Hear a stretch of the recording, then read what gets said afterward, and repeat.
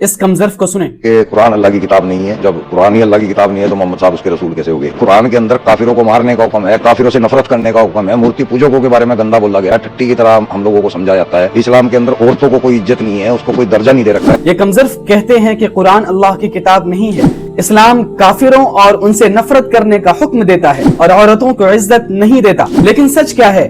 آؤ قرآن سے ہی دیکھتے ہیں. اللہ تعالیٰ قرآن میں فرماتا ہے لا اکراہ فی الدین، دین میں کوئی زبردستی نہیں. اگر اسلام زبردستی اور نفرت سکھاتا ہوتا تو قرآن میں یہ آیت کیوں آتی؟ اللہ تعالیٰ فرماتا ہے لکم دینکم ولی دین، تمہارے لیے تمہارا دین ہے اور میرے لیے میرا دین ہے.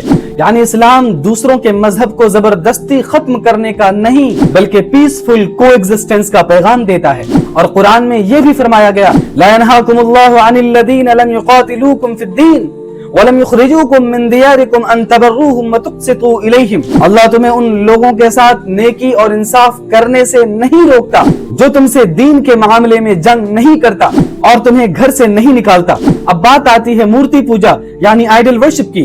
اسلام میں مورتی پوجا منع ہے، لیکن یہ بات صرف اسلام ہی نہیں کہتا، بائبل میں بھی لکھا ہے you shall not make for yourself a carved image، اور بھگوت گیتا میں بھی کہا گیا انتوتی فلنتیشان تد بھوتی الپمیدسام دیوان دیو یجو یانتی مدبھکتا یانتی مامپی. جو لوگ دیوتاؤں یا ان کی مورتی کی پوجا کرتے ہیں ان کو ملنے والا پھل ٹیمپرری اور سیمت ہوتا ہے کیونکہ ان کی سمجھ گہری نہیں ہوتی. ایسے لوگ دیوتاؤں تک ہی رہ جاتے ہیں، لیکن جو سچے بھکت ہیں وہ ایک پرمیشور تک پہنچتے ہیں. یعنی دیوتاؤں یا مورتوں کی پوجا کا پھل ٹیمپرری ہے لیکن سچی عبادت ایک پرمیشور تک پہنچاتی ہے. اور جو یہ کم ظرف لوگ کہتے ہیں اسلام عورتوں کو عزت نہیں دیتا، قرآن خود کہتا ہے من عمل صالحا من ذکر او انثى وهو مؤمن فلنحيينه حیاتا طیبہ، جو بھی نیک عمل کرے چاہے مرد ہو یا عورت ہم اسے ضرور بہترین زندگی دیں گے. اور نبی صلی اللہ علیہ وسلم نے فرمایا تم میں سب سے بہترین وہ ہے جو اپنی عورتوں کے ساتھ سب سے بہترین ہو. الزام لگانا آسان ہے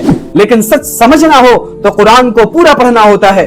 آدھی بات سن کر فیصلہ مت کرو کیونکہ سچ ادھوری کہانیوں سے نہیں پوری حقیقت سے ملتی ہے. اگر آپ کو سچ پسند آیا ہو تو ویڈیو کو لائک کمنٹ کریں اور چینل کو فالو ضرور کریں.